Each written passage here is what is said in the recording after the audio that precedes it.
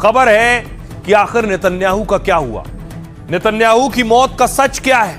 बहुत सी खबरें इस तरह की आ रही हैं, लेकिन इस बीच देखिए जरा, किम जोंग उन ने, तानाशाह ने मिसाइलें दाग दी हैं और इसके बाद चारों तरफ हंगामा हो गया।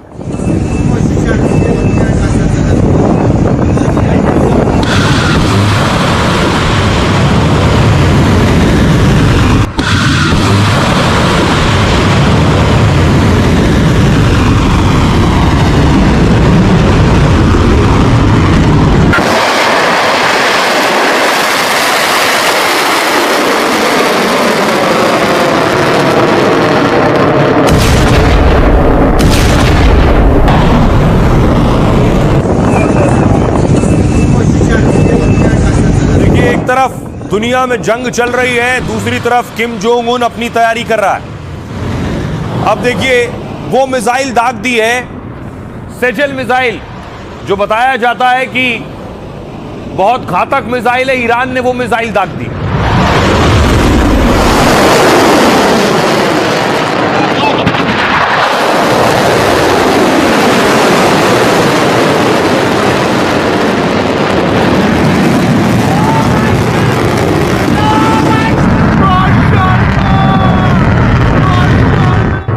दूसरी तरफ देखिए जरा, मिसाइल कहां गिर रही।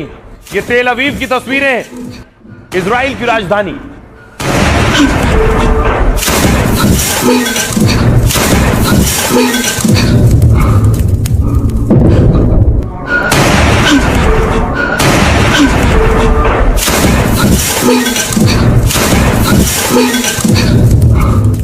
न सिर्फ मिसाइल बल्कि घातक ड्रोन भी दाग रहा है। शाहेद ड्रोन के अलावा दूसरे अर्श ड्रोन, इस तरह के ड्रोन जो ईरान के पास हैं।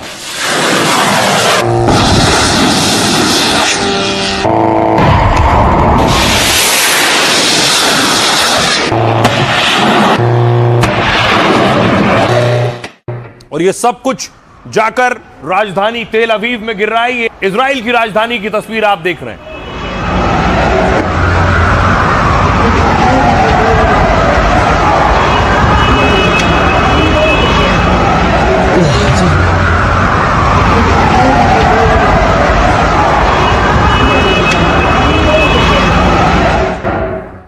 अब आपको दिखाने जा रहा हूं, सवाल यह है कि इजराइल पर इतने अटैक हो रहे हैं, दावा किया गया कि नेतन्याहू जिंदा नहीं है। कहा गया ये जो नेतन्याहू का वीडियो जारी किया गया, ये एआई वीडियो है, एआई जनरेटेड फेक फर्जी वीडियो है। और इजराइल को फर्जी वीडियो इसलिए जारी करना पड़ रहा है क्योंकि नेतन्याहू मारे जा चुके हैं। अब इसका सच क्या है?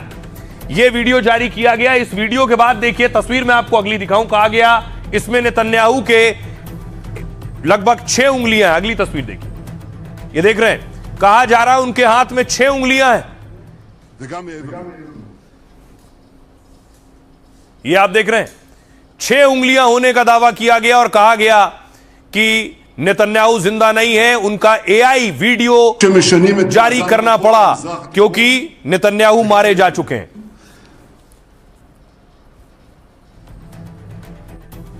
अब इस बीच आपको दिखाऊं, लोग ट्वीट करने लगे, पूछने लगे कि आखिर नेतन्याहू को क्या हुआ है जो वो एआई वीडियो डालना पड़ रहा है उनके मुल्क को। नेतन्याहू की 6 उंगलियां क्यों दिखाई दे रही हैं? क्या वो मारे जा चुके हैं? इस तरह के सवाल उठने लगे। लोग ट्वीट कर रहे हैं नेतन्याहू जिंदा है या मारे जा चुके हैं, मौत हो चुकी है, हमले में नहीं बचे। इस तरह के सवाल पूछे जा रहे हैं, तो इस तरह के ट्वीट सामने आए। दूसरी तरफ 6 उंगली के साथ साथ देखिए 7 उंगली वाली भी तस्वीरें सामने आ गई। सब फर्जी तस्वीरें, फेक तस्वीरें। इसमें 7 उंगली है और दावा किया गया कि नेतन्याहू की अटैक में मौत हो गई है। उस तरह की तस्वीरें भी सामने आई। ये भी फेक तस्वीरें, एआई तस्वीरें। और इन तस्वीरों के आधार पर यह कहा गया कि नेतन्याहू अब नहीं बचे। तो आइए मैं आपको बताऊं कि आखिर इसका सच क्या है। नेतन्याहू जिंदा हैं या ईरानी हमले में उनकी मौत हो गई? क्या नेतन्याहू को खत्म कर ईरान ने खमनेई का बदला ले लिया है? क्या इजरायली पीएम की हत्या सच है और अब जंग थमने वाली है? नेतन्याहू की हत्या की खबर फैली उनके ट्विटर पर डाले एक वीडियो से। वीडियो में भाषण देते नेतन्याहू के दाहिने हाथ में 6 उंगलियां दिख रही थी। जबकि असल में नेतन्याहू के दोनों हाथ में 5-5 उंगलियां ही हैं। सोशल मीडिया पर दावा किया जा रहा है कि 6 उंगलियों वाला वीडियो फेक है और उनके अकाउंट से इसलिए डाला गया क्योंकि नेतन्याहू जिंदा ही नहीं है। कहा जा रहा है ईरान के हमले में नेतन्याहू की मौत हो चुकी और दुनिया को पता ना चले इसलिए उनका एआई वीडियो शेयर किया गया। अमेरिकी टिप्पणीकार कैडेंस ओवेंस तक ने सवाल उठाया कि नेतन्याहू कहां है, इजरायली पीएम कार्यालय उनके फर्जी एआई वीडियो क्यों जारी कर रहा है और फिर हटा भी रहा है, और व्हाइट हाउस में इतनी दहशत क्यों फैली हुई है। अब जरा इस तस्वीर को ध्यान से देखिए। नेतन्याहू की मौत और 6 उंगली वाला वीडियो वायरल हुआ तो पीएमओ को सफाई देनी पड़ी इजराइल के। इजरायली पीएमओ ने कहा नेतन्याहू ठीक है और उनकी मौत की खबर फर्जी है, लेकिन ईरानी सेना और ईरानी मीडिया नेतन्याहू को मारने की बात कर रही है। आईआरजीसी ने कहा बच्चों का हत्यारा एक अपराधी प्रधानमंत्री अगर जिंदा भी है तो हम पूरी ताकत से उसका पीछा करेंगे और नेतन्याहू को मारेंगे।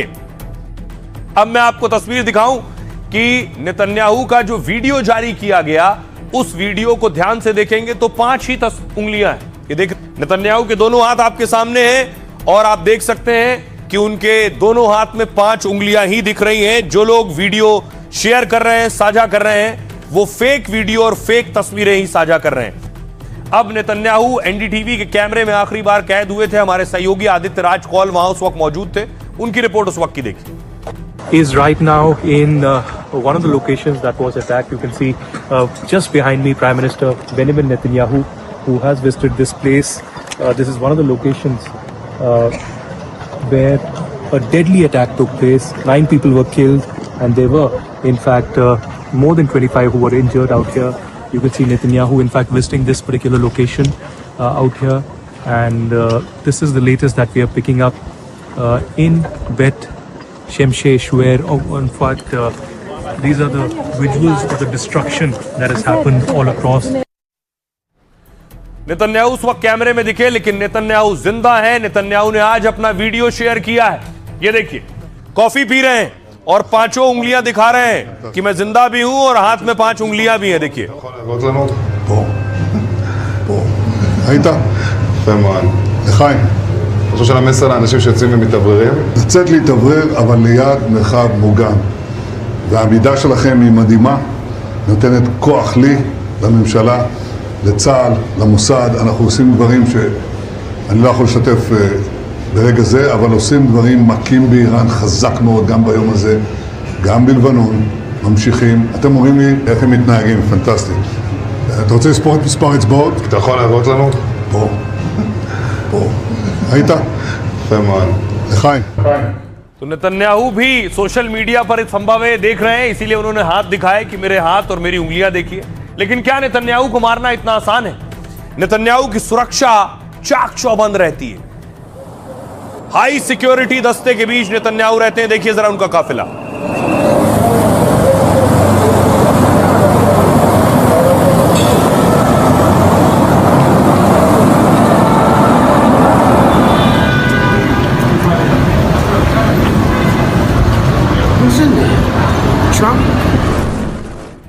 अब देखिए जरा नेतन्याहू की सुरक्षा कैसी है, क्या उन्हें कोई भी मार सकता है ऐसे ही? इजरायली पीएम नेतन्याहू हाईटेक सुरक्षा घेरे में रहते हैं, जिनके हर मूवमेंट और सुरक्षा के विशेष इंतजाम होते हैं। मीडिया रिपोर्ट्स और उपलब्ध जानकारी के मुताबिक शिनबेट नेतन्याहू की सुरक्षा का जिम्मा संभालती है और शिनबेट इजराइल की एक आंतरिक सुरक्षा एजेंसी है जो नेतन्याहू के लिए उच्चतम स्तर की सुरक्षा तय करती है, यानी कुछ ऐसी सुरक्षा व्यवस्था जिसे दुश्मन भी भांप ना पाए। शिनबेट ने नेतन्याहू के आवास के पास सुरक्षा बढ़ा दी है। उनके कार्यक्रमों में हाईटेक बॉडी स्कैनर लगा दिए गए। इतना ही नहीं, कड़े सिक्योरिटी चेक भी लागू कर दिए गए। मतलब हर आने जाने वाले को सघन जांच से गुजरना होगा। इसके अलावा मैगन यूनिट इजरायली एजेंसी शिनबेट का हिस्सा है जो हर समय नेतन्याहू को सुरक्षा घेरा प्रदान करती है। इसमें हमेशा दर्जनों अत्यधिक प्रशिक्षित कमांडो होते हैं और खुफिया अधिकारी और सुरक्षा विशेषज्ञ भी इसमें शामिल होते हैं। इस सुरक्षा में बुलेट प्रूफ वाहनों की भी तैनाती की जाती है। अन्य सुरक्षा बल जरूरत पड़ने पर इजरायली डिफेंस फोर्स भी सुरक्षा देती है। इसके अलावा विशेष बल भी सुरक्षा में तैनात किए जाते हैं। नेतन्याहू की सुरक्षा और खुफिया जानकारी साझा करने में अमेरिका का भी रोल है, जो इजराइल की रणनीतिक मदद करता है। और खास यूनिट 730 सरकारी के अलावा नेतन्याहू के पास निजी सुरक्षा भी है, जिसका जिम्मा यूनिट 730 नाम की सुरक्षा एजेंसी संभालती है। यह एजेंसी नेतन्याहू की अदृश्य ढाल के रूप में काम करती है। वैसे नेतन्याहू ने पत्नी और बेटों के लिए आजीवन सुरक्षा मांगी है, जबकि सामान्य नियमों के तहत पद छोड़ने पर ऐसा नहीं होता है, क्योंकि पूर्व पीएम और परिवार को सीमित अवधि तक सुरक्षा मिलती है। लेकिन नेतन्याहू को खास छूट के चलते ऐसी सुरक्षा मिलती रहेगी आगे भी। सुनिए जरा नेतन्याहू क्या कह रहे हैं। मैंने अभियान के स्पष्ट उद्देश्यों का समर्थन किया है, जिनमें ईरान में आतंकवादी शासन पर प्रहार करना, उसके समर्थकों के खिलाफ लड़ाई जारी रखना और ईरान इजराइल की सुरक्षा और भविष्य सुनिश्चित करना। हम इंतजार नहीं कर रहे हैं, हम पहल कर रहे हैं, हम हमला कर रहे हैं और हम पूरी ताकत से ऐसा कर रहे हैं। अब सवाल यह है कि नेतन्याहू को लेकर कयास और अटकलें थी कि मार दिए गए, लेकिन नेतन्याहू जिंदा है। अब खबर यह है कि ईरान के नए सुप्रीम लीडर मुश्तबा खमनेई कहां है। मुश्तबा खमनेई को पुतिन उठा ले गए हैं। जानकारी यह है कि मुश्तबा खमनेई रूस पहुंच चुके हैं। जी हां, अब सुप्रीम लीडर ईरान में नहीं है। देखिए जरा कैसे वो ईरान से रूस पहुंच गए। कुवैत के अखबार ने मुश्तबा पर बहुत बड़ा खुलासा किया है। दावा है कि ईरानी सुप्रीम लीडर फिलहाल रूस में। अल जरीदा अखबार ने रिपोर्ट में सूत्रों के हवाले से कहा है कि मुश्तबा खमनेई अभी तेहरान में नहीं बल्कि मॉस्को में, रूस की राजधानी मॉस्को में मुश्तबा का इलाज चल रहा है। उन्हें खुफिया मिशन के तहत ईरान से निकाला गया, क्योंकि वो 28 फरवरी को हुए हमले में घायल हो गए थे, जिसके बाद उनका इलाज कराने के लिए रूस ले जाया गया।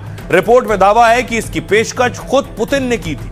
जब पुतिन की ईरानी राष्ट्रपति पेजेश्कियन के साथ बातचीत हुई थी, तब पुतिन ने मॉस्को में मुश्तबा के इलाज का प्रस्ताव दिया, जिसे ईरान सरकार ने मंजूर किया और भेजने की हामी भर दी, जिसके बाद सीक्रेट तरीके से मुश्तबा को भेजने का इंतजाम हुआ। दावा है पुतिन ने अपना स्पेशल विमान मुश्तबा को लेने भेजा, जिसकी भनक कुछ रणनीतिकारों के अलावा किसी को नहीं थी। रिपोर्ट में कहा गया है कि गुरुवार को मुश्तबा को मॉस्को लाया गया। उन्हें रूसी राष्ट्रपति कार्यालय क्रेमलिन के अस्पताल में भर्ती कराया गया है, जहां उनकी सफल सर्जरी हुई है और डॉक्टरों की देखरेख में। अल जरीदा ने लिखा, रूसी और ईरानी डॉक्टर उनका इलाज कर रहे हैं। उधर ट्रंप ने दावा किया कि मुश्तबा जिंदा है या नहीं कोई नहीं जानता, अभी तक किसी ने उन्हें दिखाया नहीं है। अगर जिंदा है तो सरेंडर करें। सत्ता संभालने के बाद से मुश्तबा सार्वजनिक रूप से दिखाई नहीं दिए हैं। सुनिए जरा यूक्रेन के राष्ट्रपति क्या कह रहे हैं। They help them. रूस ईरान को शाहेद ड्रोन की सप्लाई कर रहा है।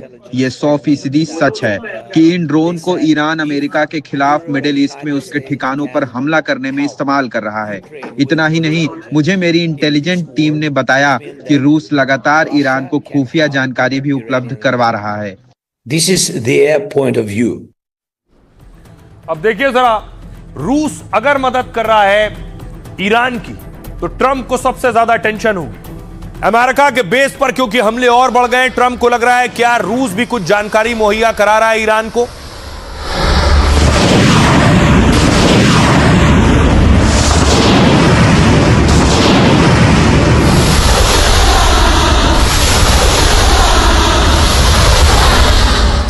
इराक में जो अमेरिका के बेस है उस पर अटैक हुआ। अगली तस्वीर मैं आपको दिखाऊं। इराक में रिफाइनरी है, दावा है अमेरिकी रिफाइनरी है जिस पर अटैक हुआ।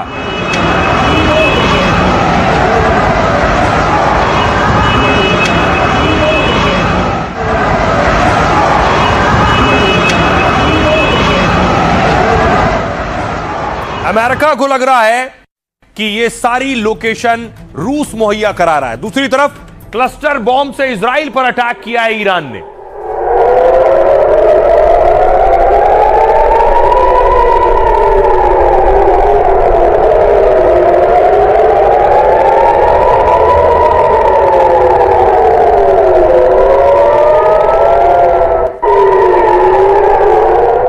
उसके बाद देखिए जरा तेल अवीव में किस तरह से बम वर्षा हुई है। चारों तरफ आग ही आग आपको नजर आएगी।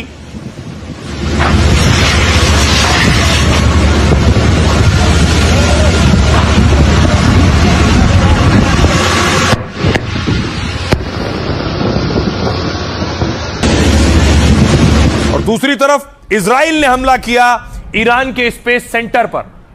बताया जा रहा है ईरान का अंतरिक्ष केंद्र था ये।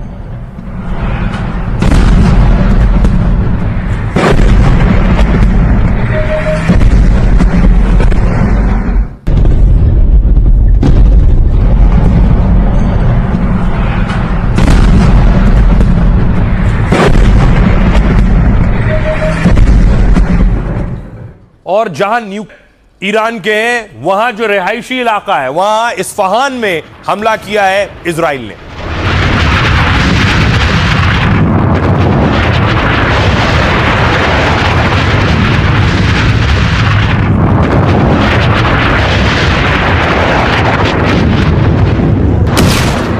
अब देखिए जरा आखिर क्यों ट्रंप मदद मांग रहे हैं, रूस से मदद मांग रहे हैं, चीन से मदद मांग रहे हैं। जंग के 16 दिन बाद भी अमेरिका ईरान से जीत नहीं सका, तो ट्रंप यूरोपीय देशों के साथ रूस चीन से भी मदद मांग रहे हैं। एक तरफ ट्रंप पुतिन पर ईरान की मदद करने का आरोप लगाते हैं, लेकिन रूस के खिलाफ ट्रंप ने खुद तेवर और बैन ढीले कर दिए।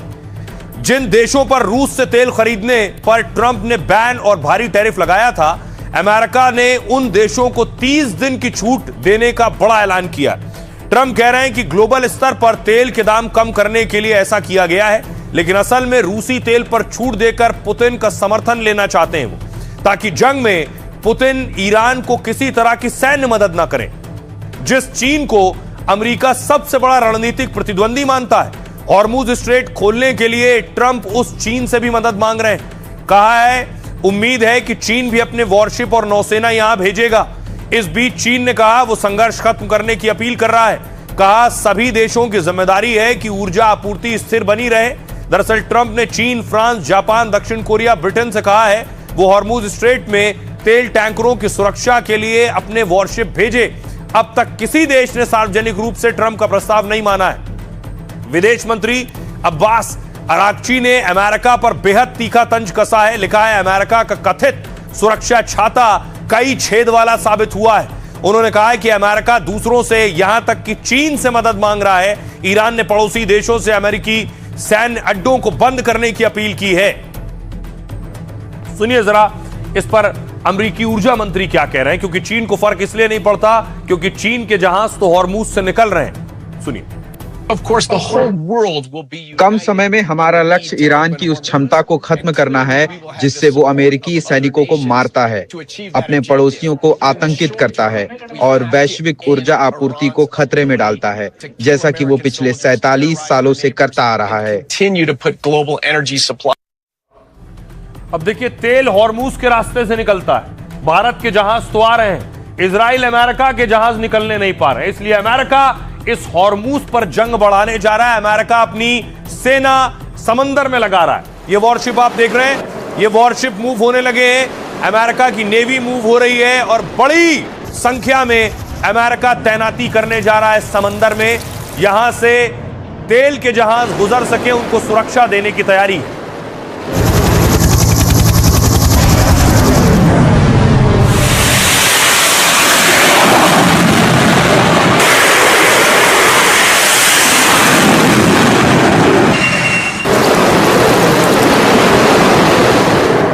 दूसरी तरफ देखिए जरा, ये तस्वीर आप देख रहे हैं अमेरिका वॉरशिप से कैसे मिसाइल भी दाग रहा है ईरान पर।